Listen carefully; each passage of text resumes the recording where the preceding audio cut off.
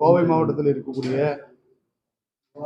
இஸ்லாமிய ஜமாத்துகள், இஸ்லாமிய அமைப்புகள், சிறுபான்மை சமூகம் சார்ந்திருக்கிற அரசியல் கட்சிகள் மற்றும் பாதிக்கப்பட்டிருக்கிற சிறைவாசிகளினுடைய குடும்பத்தினர் அனைவரின் சார்பாகவும் இந்த பத்திரிகையாளர்கள் சந்திப்பை நாங்கள் நடத்தியிருக்கிறோம்.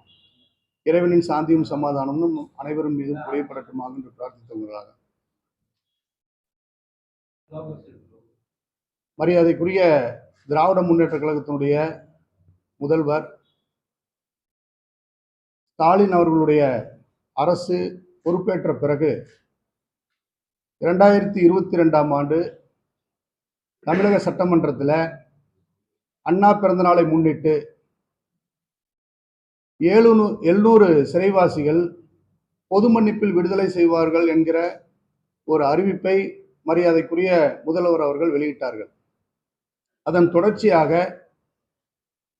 தமிழக சிறையில் இருந்த இந்து அமைப்புகளை சார்ந்த 2 நபர்கள் உட்பட பல பேர் பொது மன்னிப்பில் விடுதலை செய்யப்பட்டார்கள். அதை நாங்கள் முழுமனதுடன் வரவேற்கின்றோம்.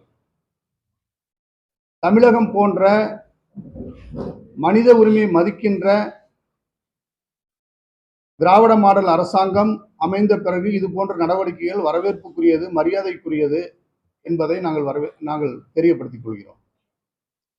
ஆனால் அதனுடைய தொடர்ச்சியாக 22 முஸ்லிம்களுடைய விடுதலைகள் மறுக்கப்பட்டது. அதற்கு காரணமாக மதமும் அவருடைய வழக்கும் சுட்டிக்காட்டப்பட்டது.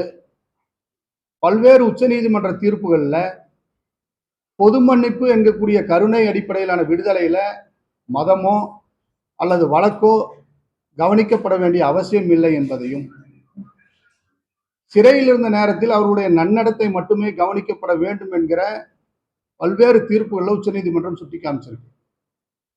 அந்த தீர்ப்புகளை, இந்த பாரபட்சமான நடவடிக்கையை தமிழக அரசினுடைய கவனத்திற்கு, முதல்வர் ஸ்டாலின் அவர்களுடைய கவனத்திற்கு கொண்டு சென்ற பிறகு மரியாதைக்குரிய முதல்வர் அவர்கள் நீதியரசர் ஆதிநாதன் அவர்களுடைய தலைமையில் ஒரு விசாரணை ஆணையத்தை அமைத்தார்கள்.